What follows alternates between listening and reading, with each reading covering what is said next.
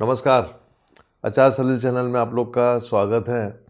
अपने पिछले वीडियो में मैंने काफ़ी कुछ बताया कि प्रभु का धरा पदार्पण हो चुका है और इसके बाद मेरे पास बहुत से मेल आए और मुझसे पूछा गया कि इस बात के क्या सबूत हैं कि वही विष्णु अवतार हैं, महाविष्णु अवतार जिनको बोला गया है।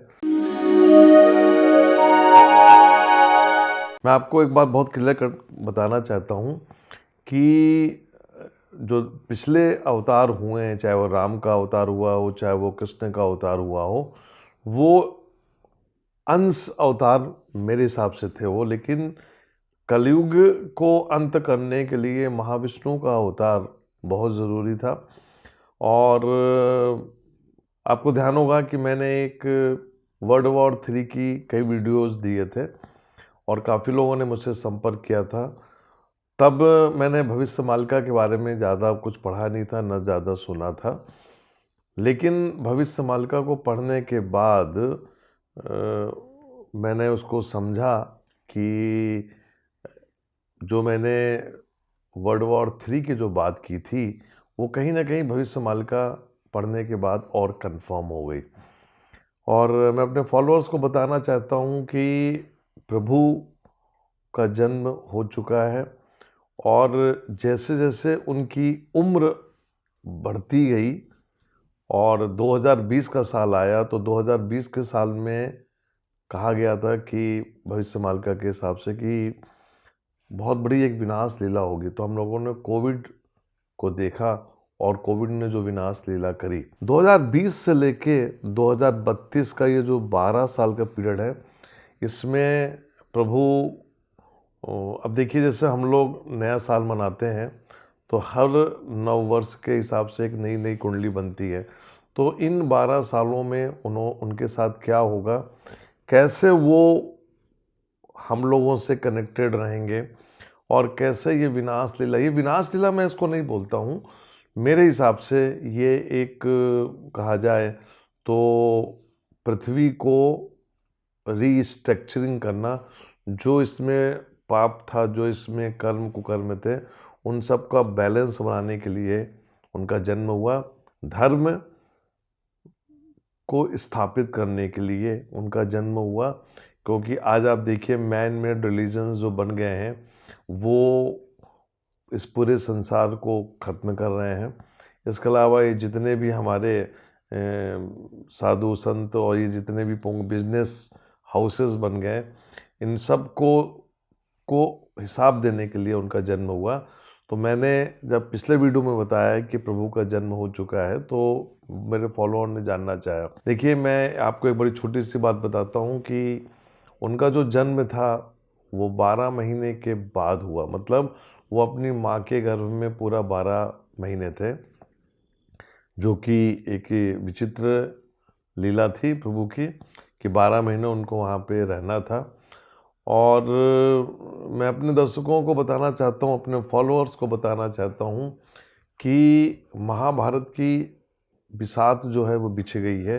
जो 5000 साल पहले बिछी थी, कलयुग के आने के पहले महाभारत की बिसात बिछी थी, वही बिछात अब फिर बिछ गई है। और इसमें हम एक विनाश लीला देखेंगे। उस समय भी विनाश लीला हुई थी। महाभारत के समय 166 करोड़ से ज़्यादा लोग मरे थे। इस विनाश लीला में जैसा कि मैं आपको बता रहा हूँ कि लगभग 66 करोड़ लोग बचेंगे। ये नंबर भी मालिका में दिया हुआ है, भविष्य मालिका में।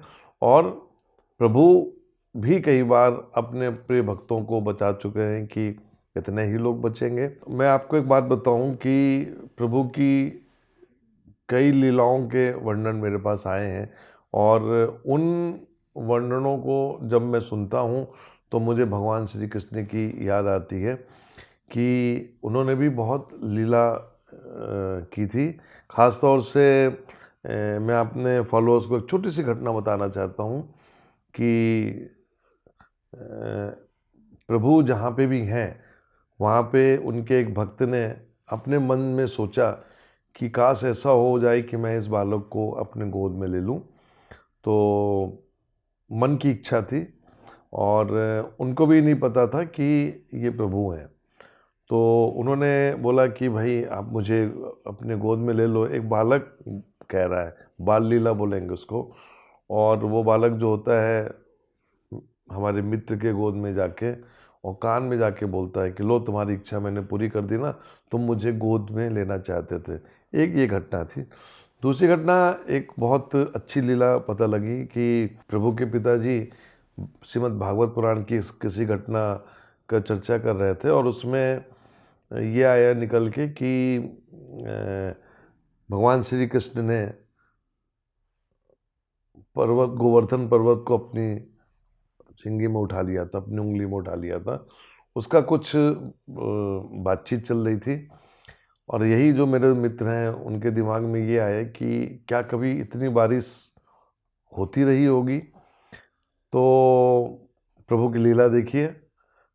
और प्रभु ने कहीं दूर ले जाके उनको और बारिश का वो नज़ारा दिखाया कि ये पता लग गया कि सही में प्रभु आ चुके हैं।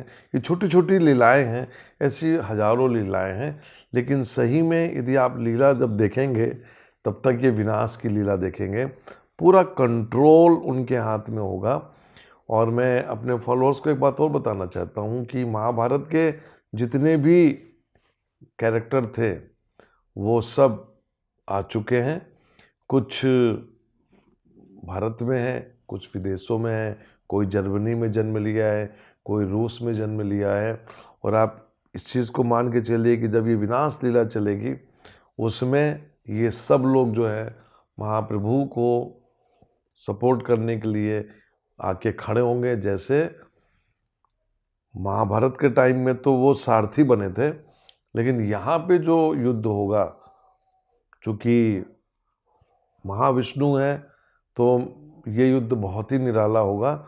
इसी बात को मैं अपने फॉलोअर्स के बीच में ला रहा हूँ।